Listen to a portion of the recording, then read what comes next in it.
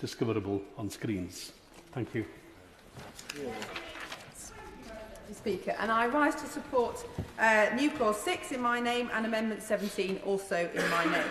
This media bill is a very substantial piece of legislation, and I fully support what the government is seeking to do through this bill to bridge the gap in regulation between linear television and internet-based on-demand platforms.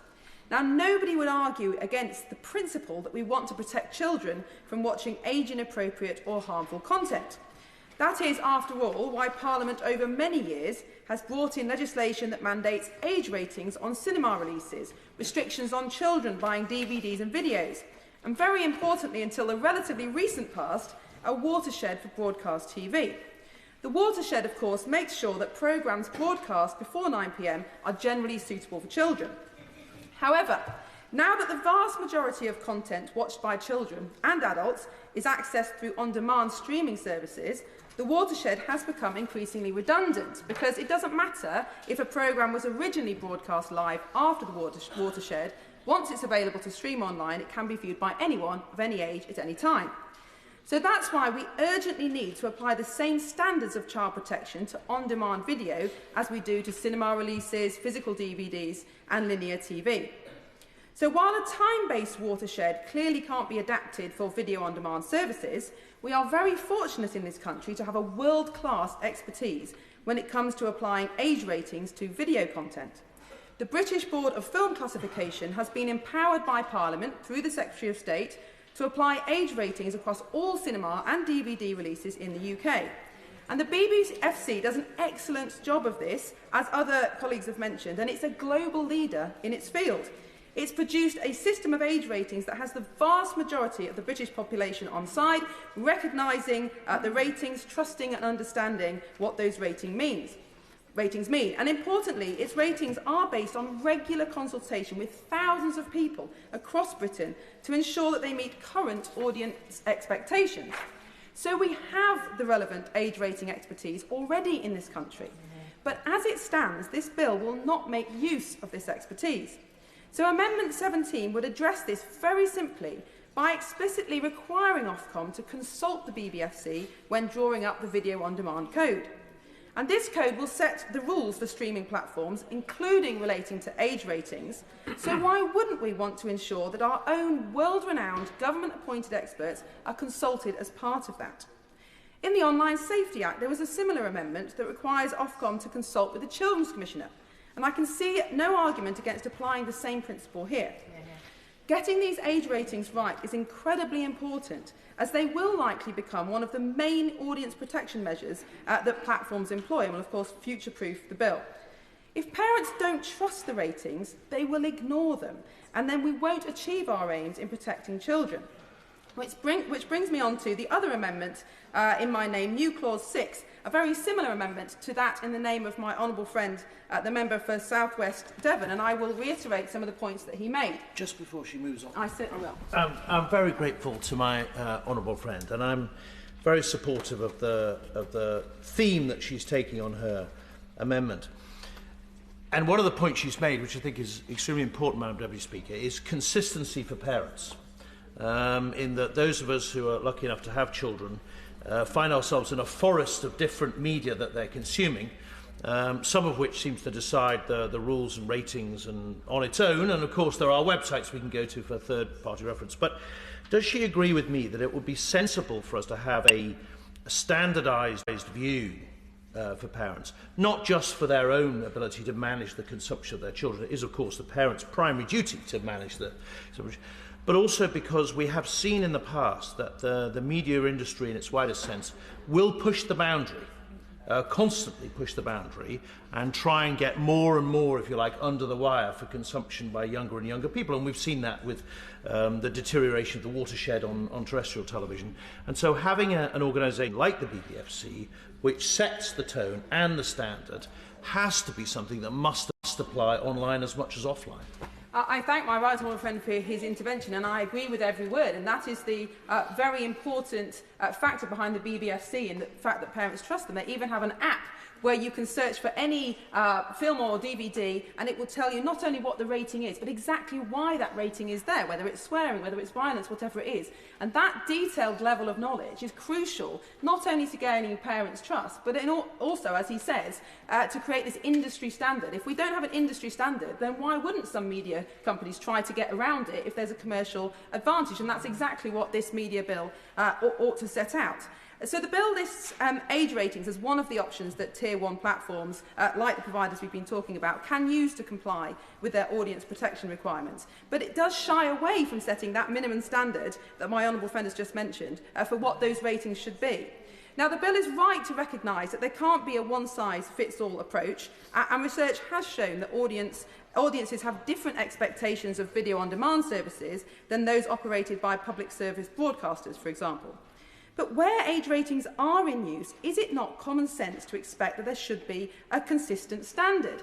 And my honourable friend, the member for South West Devon, talked about Disney Plus and the fact that some films, for example, Avatar, have a rating of 16 plus, where most parents would think that's suitable for much younger children, whereas another series that has scenes of sexual coercion is apparently suitable for 9 plus. And of course, the outcome is that parents just turn off the settings, turn off the security settings, because they don't trust the ratings. So how are parents supposed to understand these ratings and apply them if they're not consistent across different platforms and different providers? So new Clause 6 would set a minimum standard for Tier 1 providers who choose to use age ratings by allowing them to either use the BBFC system or one of equivalent transparency, clarity, rigour and objectivity that has been approved by Ofcom. So this amendment doesn't seek to mandate the BBFC system, although research has found that 90% of UK parents want on-demand age ratings to be consistent with cinema and DVD, but rather it would set a minimum standard across platforms that parents can trust. And we already have proof that this works, because Netflix and Amazon Prime have both voluntarily set up innovative partnerships to include BBFC ratings on their content. And this kind of collaboration is in everyone's interest, parents, children, and the platforms themselves. And it shows that it can be done without high costs or a reduction in consistency. But the reluctance of Disney Plus and others to follow suit shows why this kind of regulation is needed. The BBFC system fits the government's own definition of best practice for age ratings.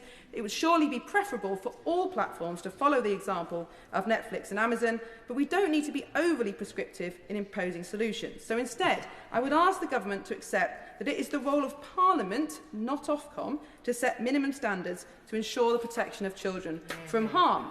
So new Clause 6 would achieve this by requiring that Tier 1 platforms either apply age rating classification system used by the BBFC or a system that is based on a transparent set of appropriate standards consistently applied. If this House really does want to protect children and wishes to see a trusted, effective regulatory landscape, then it's hard to envisage what objections there might be to this provision. And Mr Deputy Speaker, my amendments are focused on that one specific aspect of the bill. But they do speak to a wider concern that I have with the approach to digital media regulation in recent years.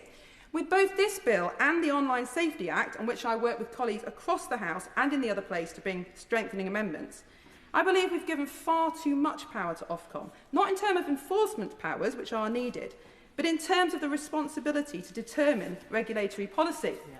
And in this bill, as in the Online Safety Act, Parliament is setting out only the very basic principles through legislation and leaving the vast majority of the detail up to Ofcom to draft and consult upon.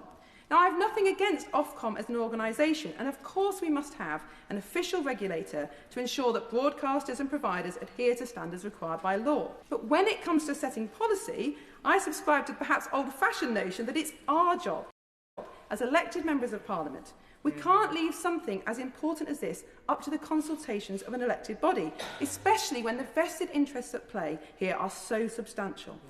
Once we pass this bill, as other honourable members have mentioned, Parliament won't get another chance to set the parameters of the Video On Demand Code. So we must make sure that the final text of this bill sets out what Parliament believes to be the appropriate standards of audience protection. And my concerns in this area, sadly, are well-founded. And in the recently enacted Online Safety Act, Parliament decided that age verification checks for sites and platforms hosting pornography must be, quote, highly effective.